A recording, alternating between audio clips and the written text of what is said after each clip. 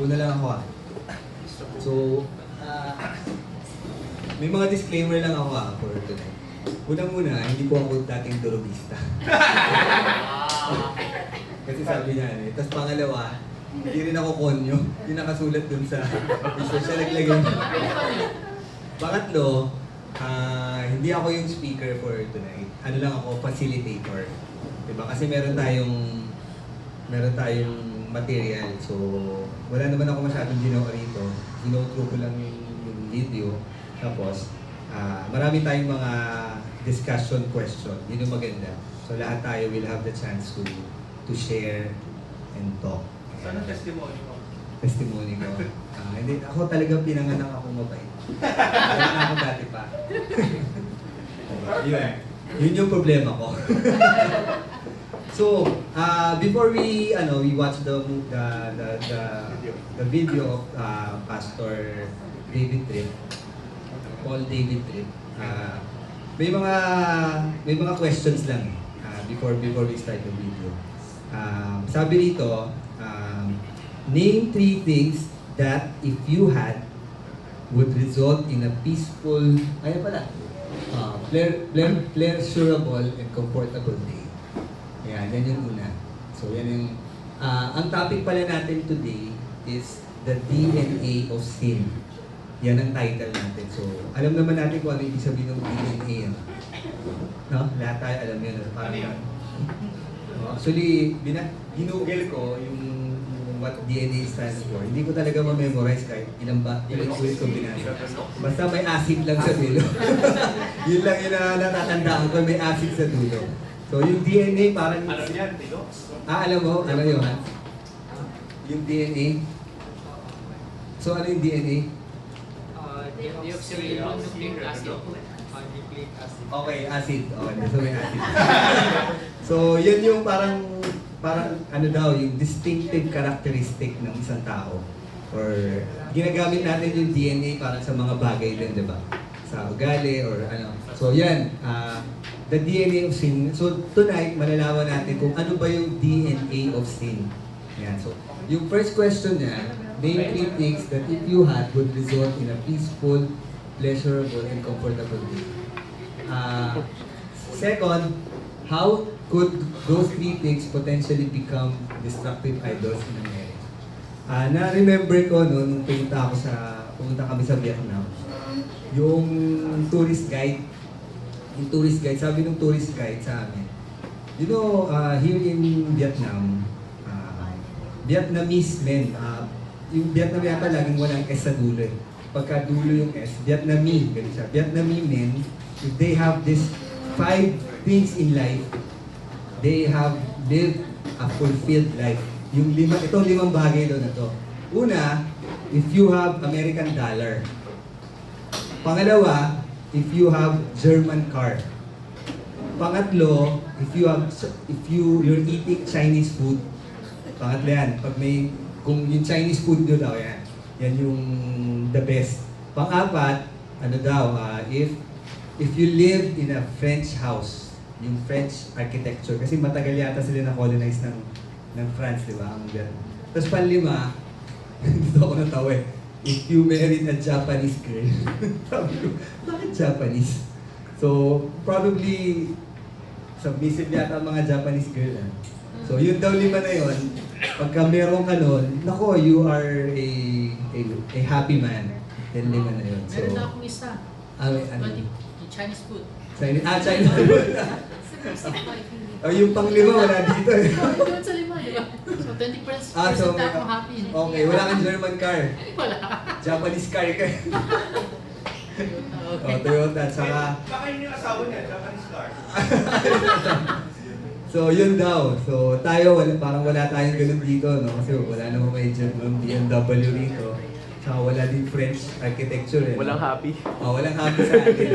Iba yung happiness natin, di ba? Pero eating Chinese food. Eating Chinese food lang ang meron tayo. So, yun lang. Ayun, yun lang yung na-remember ko dito. Pero kayo, anong name 3 things that if you had this would result in a peaceful, pleasurable, and comfortable day? Siguro mga 1-2 lang marinig natin. Kahit isa lang. Isa lang na Dennis, parang may naiisip ka eh. Long hours of sleep. Long hours of sleep. Tama. Oo, okay yun. Sige. So, kay Dennis, long hours of sleep. Sino pa? Ay, si Loving. Pagkain tsaka aircon. Pagkain. Ako, pag walang aircon, mainit ang ulo. Pagkain sa aircon. Anong pagkain? Anong pagkain? Chinese. Chinese food. So, yun, no, pag walang aircon, no, parang mainit pag pinagpapawisan ka. Parang mainit ulo mo. No? Ayan. So, sige, number 2, how could those 3 things potentially become destructive idols in a marriage? So, Pagkain sa kayo. Yung tulog. yung sobrang tulog, delikado sa marriage. Kasi baka sabihan ka ng asawang patugan nila. So, Mapaparami yung anak nila. So, yung aircon and the food. No? Okay, so sige. Panoorin natin yung video. Panoorin natin si Paul David. David Paul, ano ba? David Paul. David Paul. Hindi, Paul David Tripp. Ay, yeah, Paul David. Paul David Oo, Tripp. Paul David. Ay, nailo. Paul David Tripp na pala. Session 3. Paul David. Sabi sa mga pamangkin ko natin.